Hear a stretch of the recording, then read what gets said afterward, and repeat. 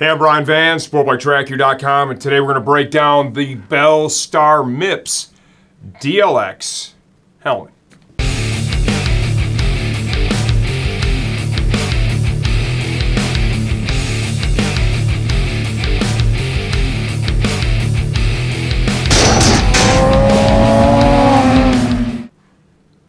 The Bell Star MIPS DLX helmet retails from $4.99. That's what you're going to get for your solid color here. This is the matte black. There's also a white, up to $5.49 for some of the graphics. In my opinion, this helmet delivers the best bang for buck in this price range. There is no more value to be found than you're going to get with this. The performance of the helmet is outstanding. The fit of the helmet and comfort also outstanding. One of the biggest value adds you get with this helmet is it ships complete with their ProTint shield. This self-tints when it's exposed to sunlight. It's a $149 value. It's included with the helmet. I don't want to confuse people, but this is going to be done a couple of different ways from Bell because I believe that at some point with their manufacturing it's going to change. The helmet that we're reviewing today, that we're talking about today, shipped with a clear shield on it and the ProTint shield in the bag. As I understand it, moving forward, they're going to ship with a ProTint shield on the helmet, so you won't be getting two shields with the helmet. At the end of the day, it doesn't matter because remember, this is a clear shield that tints based upon the level of exposure to the sunlight. Okay, it auto tints. It works really, really good. I've ridden with this shield, not the one in the bag, but one of those on my Bell Star helmets for quite some time, and it performs very, very well. This is good for both street and or track use. They build the Star as having a different field of vision, okay, where it's tilted down just a little bit more as compared to the Race Star. While I do agree with that, I would say the difference between the two is very, very slight.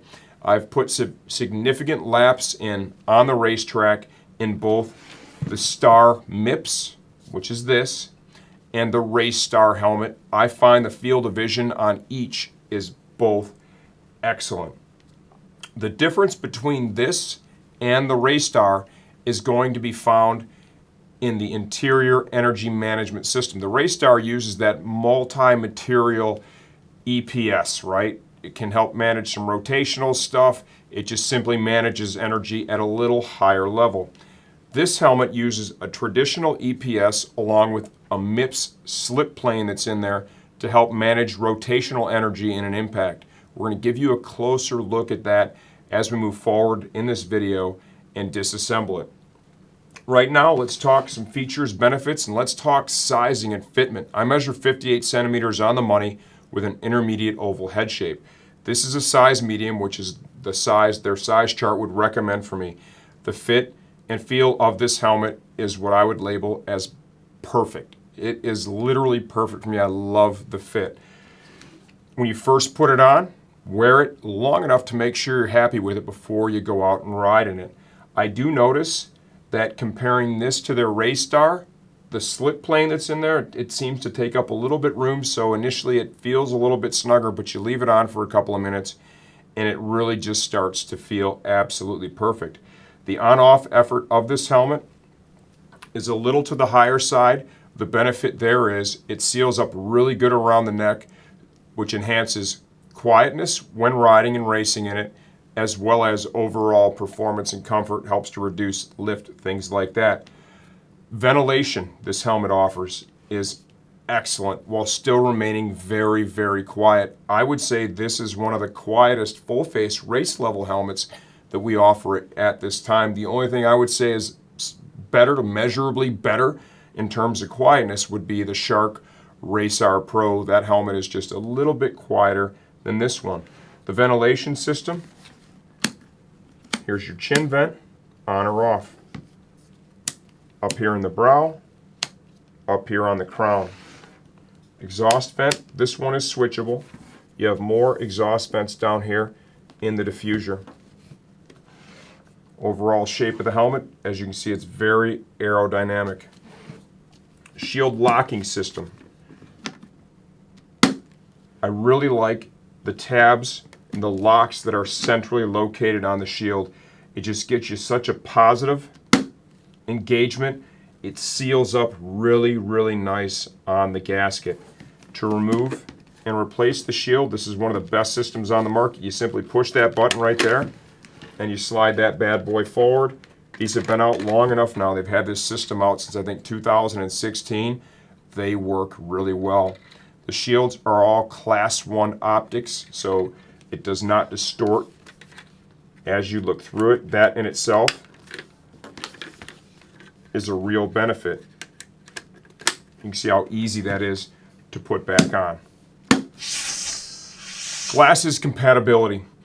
They have a built-in channel on this helmet. We're going to show you some B-roll too that Caleb shot here so you can see how they look when they're slid into the helmet. It does work with it, okay, but in my mind it's not optimal because the glasses do not sit on your nose. So if you're a glasses wearer, you need to be wearing those. Please be cognizant of that. It does work.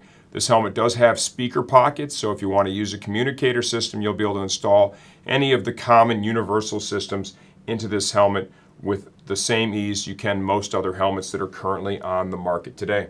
They're utilizing 6 different external shells, 6 different EPSs per size to get you the most precise fit as well as the smallest external size possible. Double D-ring retention system. They use a little magnet here in the end of it to tidy up the excess. That works really well. Okay, now let's go ahead and disassemble the helmet. We'll give you a closer look from the inside out. Start off with that shield once again. Absolute home run. That works great. Ships with a premium helmet bag too. Chin curtain is removable. The cheek pads are emergency release. You can see right here it's clearly labeled. Reach in there and you can just pull down, or if you're just removing the cheek pads to service the helmet, you can simply pull out. Nice design here, works very simply. The quality of the fabric that's used is excellent. It's soft against the skin. Moisture wicking.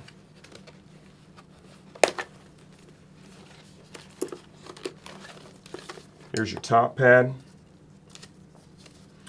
There is an additional layer of padding here on the top pad, just held on with Velcro. You can use that to tune the fit of the helmet. If you feel the helmet is sitting too high on top of your head, you can remove this layer. It'll allow it to sit a little bit lower. We are all shaped a little bit differently, so be wary that that is in fact up in there. All the cheek pads are interchangeable, so if you need to tune the fit a little bit, which we don't find too much with this helmet because they have so many different EPS and shell sizes, they typically fit people really good right out of the box if you use the size chart and you have an intermediate oval head shape. Looking inside the helmet now, there is that MIPS slip plane. That is just a thin little inner liner. Let me see if I can get you a good look. Can you see that? This way? All right.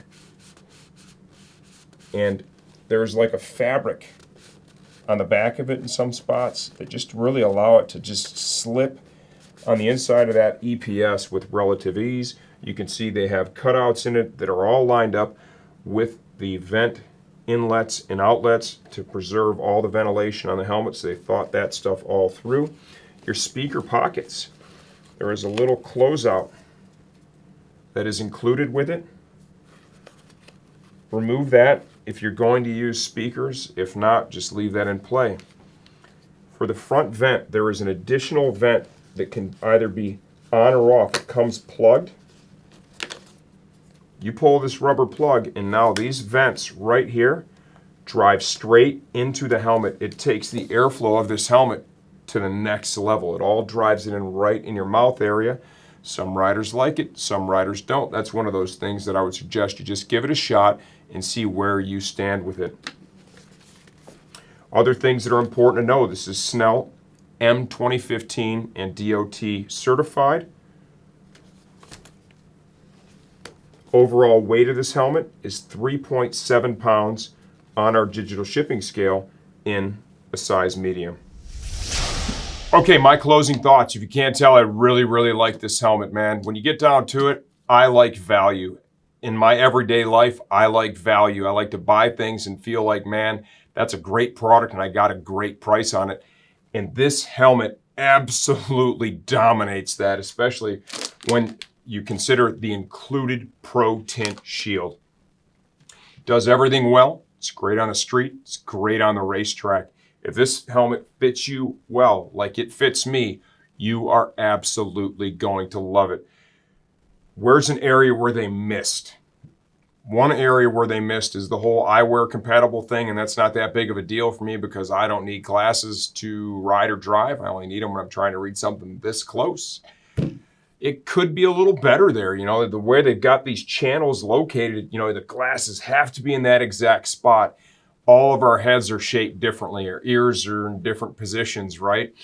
So that may not work out right from one rider as compared to the next. That's a bit of a miss, and that's going to have a different value for every individual out there because not everyone wears glasses. I answer all the YouTube comments. If you have any questions, you have any comments, you want to share your experience with the Bellstar MIPS helmet, please leave those there. I hope you guys understand we do this stuff to help you get the best product for your money.